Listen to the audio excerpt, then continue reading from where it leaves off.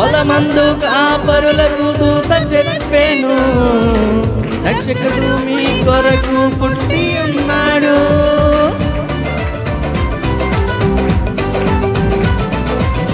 పొలమందు కాపరులకు దూత చెప్పెను, రక్షకుడు మీ కొరకు పుట్టి ఉన్నాడు. పశువుల తొట్టెలో ప్రభువును చూచి పరవశముందిరి వారు,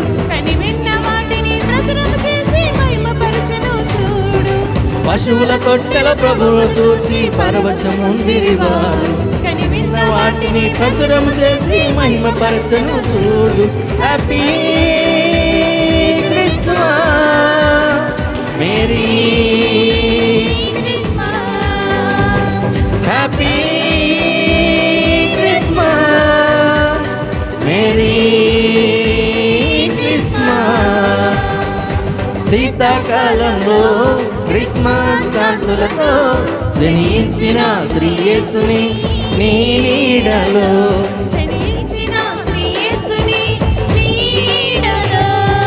చీకు లేదు చింత లేదు చాలా సంతోషం, బాధ లేదు భయము లేదు భలే ఆనందం. చీకు లేదు చింత లేదు చాలా సంతోషం, బాధ లేదు భయము లేదు భలే ఆనందం. Happy Christmas merry Christmas, happy Christmas merry Christmas. Hallelujah హల్లెలూయా.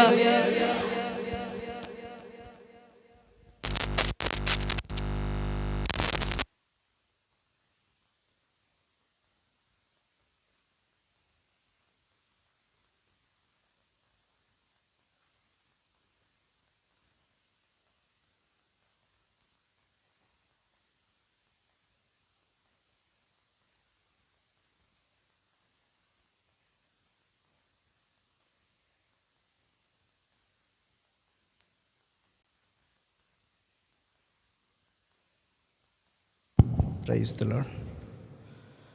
రైతు మన్నించండి, కొన్ని చిన్న చిన్న అవాంతరాల వల్ల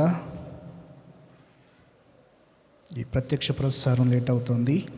సో ఇప్పుడు వస్తుంది.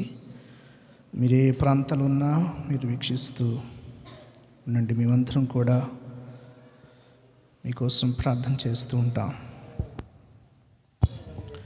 చేరువచ్చిన మీ అందరికీ ప్రభు అయిన యేసుక్రీస్తు నామములో మొదటిగా అడ్వాన్స్గా క్రిస్మస్ శుభాలు. అందరూ ఒకసారి బిగ్గరగా హ్యాపీ క్రిస్మస్ అని చెప్పగానే మెరీ క్రిస్మస్ అండి. Happy Christmas. మేరీ క్రిస్మస్ కదా, merry merry Christmas. Happy Christmas, merry Christmas, happy Christmas, happy Christmas, merry Christmas, happy happy Christmas, merry merry Christmas, merry merry Christmas, happy happy Christmas, happy happy Christmas, happy merry merry Christmas. Happy happy Christmas. సంతోషం.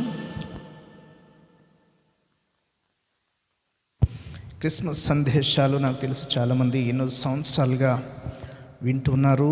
Maximum almost all అందరికీ ఇదొక ప్రపంచవ్యాప్తంగా అందరికీ కూడా చాలా సంతోషకరాన్ని ఇచ్చేటువంటి సందర్భం. ఇంకా కొన్ని దేశాల్లో అయితే చాలా వరకు ఉన్నటువంటి స్థితులను బట్టి ఘనంగా ప్రభునామాన్ని లోకానికి తెలియజేస్తూ మానవాళికి తెలియజేస్తూ ఉండటం అనేది జరుగుతోంది.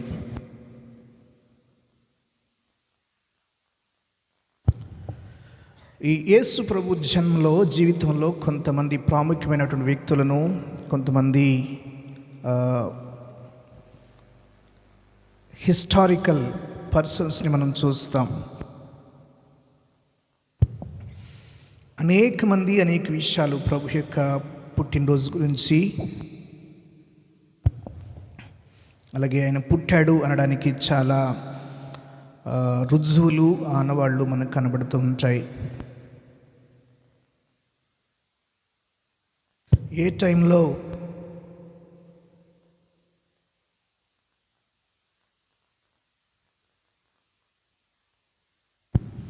చాలామంది కాలము సమీపమైనప్పుడు లోకరక్షకుడి లోకానికి వచ్చాడన్న సంగతి చెప్తారు.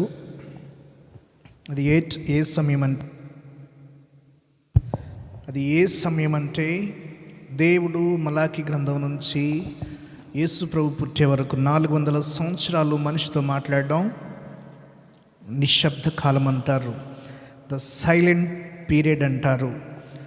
ఆ నిశ్శబ్ద కాలంలో అప్పటి వరకు దేవుడు కొన్ని అద్భుతాల ద్వారా సుమారు బైబిల్లో టోటల్గా 27 రకాలుగా దేవుడు మాట్లాడటం మనం చూస్తాం. ఎన్ని రకాలు? ఉదాహరణకు సుడిగాలిలో నుంచి, కలలో నుంచి, స్వప్నం ద్వారా కదా, స్వరం ద్వారా, కొన్నిసార్లు జంతువుల ద్వారా, టోటల్గా 27 రకాలుగా ప్రభువారు మాట్లాడటం మనిషితో చూస్తాం. కొంతమంది ప్రవక్తల ద్వారా, కొన్నిసార్లు యాజకుల ద్వారా. యాజకుడు వేరు, ప్రవక్త వేరు. సో వాళ్ళందరి ద్వారా మాట్లాడటం అనేది జరుగుతూ వచ్చింది. కానీ కొంత సమయం అయ్యేసరికి, మలాకి వరకు వచ్చేసరికి దేవుడు నిశ్శబ్దమైపోయాడు. మనిషితో మాట్లాడట్లా, మనిషికి రెస్పాండ్ అవ్వట్లా. ఆ టైంలో మనుషులు అనుకున్నారు దేవుడు లేడు అనుకుని కొంతమంది సూర్యుడిని ఆరాధించటం మొదలుపెట్టారు. సూర్యుడిని ఆరాధించటం మొదలుపెట్టారు. సో మరి కొంతమంది ఆగస్టు పేరు క్లియర్ ఎందుకు రాశారంటే, ఆ టైంలో కొంతమంది లోకాన్ని తమ ఛత్రాధిపత్యంలోకి తీసుకొచ్చి నేనే దేవుడిని ప్రకటించడం మొదలుపెట్టారు. దేవుడను నేనే అని ప్రకటించుకోవటం మొదలుపెట్టారు. సో అటువంటి టైంలో ఇంకా చాలా చాలా సంఘటనలు జరిగాయి. ప్రపంచమంతా అల్లకల్లోలం అయిపోయింది. ప్రపంచమంతా యుద్ధాలతో, నరమేధంతో, రక్తంతో అల్లకల్లోలమైపోయిన సందర్భంలో ఇంకా లాభం లేదని దేవాతి దేవుడు ఈ లోకానికి మనిషిగా రావటం అనేది జరిగింది. దాన్ని ఏమని పిలిచారంటే ఇన్కార్నేషన్ అన్నారు. ఇన్కార్నేషన్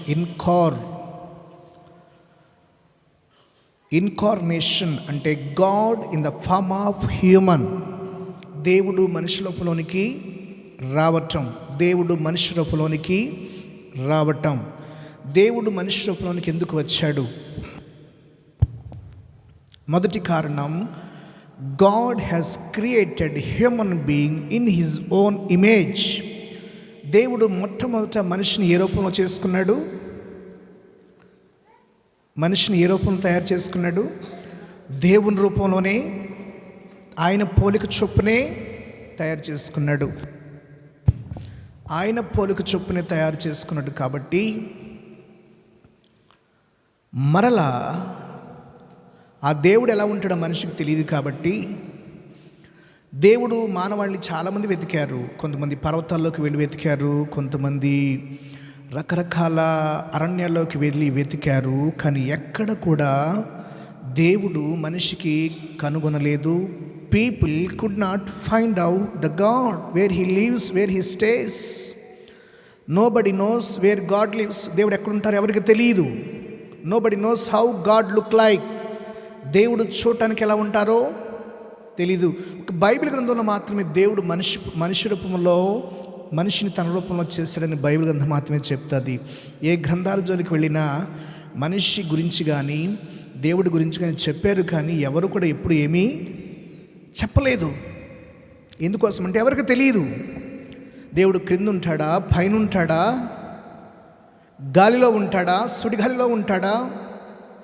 మాట్లాడుతూ వచ్చాడు, 27 రకాలుగా మాట్లాడుతూ వచ్చాడు, కానీ ఎక్కడ ఉంటాడో తెలీదు.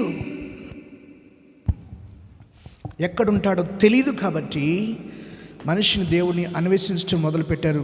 కొంతమంది తపస్సు చేయటం మొదలుపెట్టారు. కొంతమంది తమ పరిధిలో దేవుని వెతకటం మొదలుపెట్టారు. కానీ దేవుడు వారికి ఎక్కడ కూడా కనపడలేదు. దేవుడు కనపడలేదు కాబట్టి దేవుడు ఎలా ఉంటారో చాలామందికి తెలియలేదు. సో ప్రజలు చాలా తపస్సులు చేశారు, చాలామంది ప్రాణాలు పోగొట్టుకున్నారు, చాలామంది దేవుని వెతికారు, కానీ దేవుడు ఎవరికి కనబడలేదు.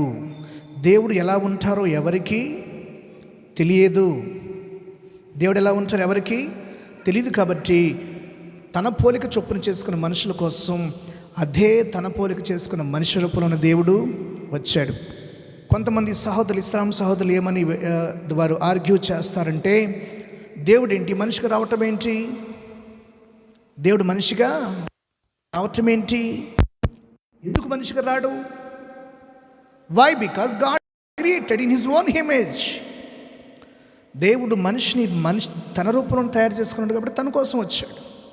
ఒక సింహమో, పులో, కాకో, పిచ్చుకో రూపంలో వస్తే, పాము రూపంలో వస్తే దేవుడు కాదు. మనిషి రూపంలోనే ఆయన రావటం అనేది, మనిషి రూపంలోనే రావటం అనేది జరిగింది. సో అందుచేత మనిషి రూపంలోనే రావటం అనేది జరిగింది కాబట్టి, మనిషి రూపంలో రావటం జరిగింది కాబట్టి సో మనిషిని ఆయన సింపుల్గా ఏమనుకున్నారంటే ఆయన మనిషి అనుకున్నారు. సో ఆయన మనిషి మాత్రం ఏమాత్రం కాదు. సో దానికి రుజువులు ఏంటంటే, బైబిల్లో కొంతమంది వ్యక్తులు మనకు ప్రాముఖ్యంగా కనబడతారు. జకరియా, ఎలిజబెత్, లూకా 1:5-13 వచనాలు మీరు తర్వాత చదవండి, నేను వేగంగా చెప్పేస్తాను. అక్కడ పర్టికులర్గా జకరియా అనే అతను అబీబు తరగతిలో, దానికి కొన్ని తరగతులు ఉంటాయి, అది పెద్ద హిస్టరీ. సో ఆ తరగతిలో ఆయన ధూపం దేవుని దగ్గరికి వెళ్ళి యాజకత్వం చేయించున్నప్పుడు అప్పుడు దేవదూత ప్రత్యక్షం అవుతుంది. సో ఇక్కడ జకరియా అనే వ్యక్తి ఉన్నారు, ఎలిజబెత్ అనే వ్యక్తి ఉన్నారు. తర్వాత మత్తయి 1:16 మీరు చూసినప్పుడు అక్కడ మరియా, యోసేపు అనేవారు కనబడతారు. ఇప్పుడు ఇంతకీ మరియ పేరు, యోసేపు పేరు, మరియ పేరు, యోసేపు పేరు బైబిల్లో కనబడుతుంది కదా. జనసంఖ్య రాయవలనని ప్రపంచమంతటికి ఆజ్ఞాపించాడు. ప్రపంచమంతటికి జనసంఖ్య రాయాలని ఎవరు ఆజ్ఞాపించారు? చక్రవర్తి ఆజ్ఞాపించాడు. కాబట్టి మనుషులందరూ లెక్క రాయాల్సి వచ్చింది. ఆ లెక్కలు ఎవరి పేర్లు ఉన్నాయి? యోసేపు, మరియ పేర్లు ఉన్నాయి. ఇప్పటికీ ప్రపంచవ్యాప్తంగా 200 దేశాలపైన దేవుని తెలుసుకున్నారు. అలాంటి ప్రపంచం మొత్తం తెలుసుకున్న దేవుడిని దేవుడు కాదు అనటానికి హూ వీఆర్, మనకే అర్హత ఉంది, ఏ రైట్ ఉందండి? సో కనబడతారు. లూకా 2:15 ప్రకారం గొర్రెల కాపర్లు కూడా కనబడతారు. There are many witnesses. ఎన్నో సాక్ష్యాలు ఉన్నాయి, ఎన్నో రుజువులు ఉన్నాయి. There are many evidences for the birth of Jesus Christ. జకరియా ఆ రోజుల్లో ఎందుకు జకరియా పేరు రాయాల్సి వచ్చిందంటే, ఎప్పటి నుంచి ఎప్పటి వరకు ఎవరు యాజకత్వం చేశారు? మొన్న కమిషనర్ ఒక ఆఫీస్కి వెళ్ళినప్పుడు ఏ సంవత్సరం నుంచి ఏ సంవత్సరం వరకు ఏ కమిషన్ పనిచేశాడు డేట్తో సహా అక్కడ రాసి పెట్టారు బోర్డులు. 2010లో ఎవరు చేశారు, 2020లో చేశారు, కొంతమంది 2 సంవత్సరాలు చేశారు, కొంతమంది 3 సంవత్సరాలు చేశారు, కొంతమంది 1 సంవత్సరమే చేశారు. వాళ్ళ పేర్లను అక్కడ రికార్డ్ చేయబడి ఉన్నాయి, డేట్ టు డేట్. ఇక్కడ అబియా తరగతిలో జకరియా పేరు రాయబడి ఉంటుంది కాబట్టి ఆయన పేరు మెన్షన్ చేయబడింది. అలాగే తూర్పు దేశపు జ్ఞానులు సుమారు 2 సంవత్సరాలు ప్రయాణం చేసి, అప్పుడు వెహికల్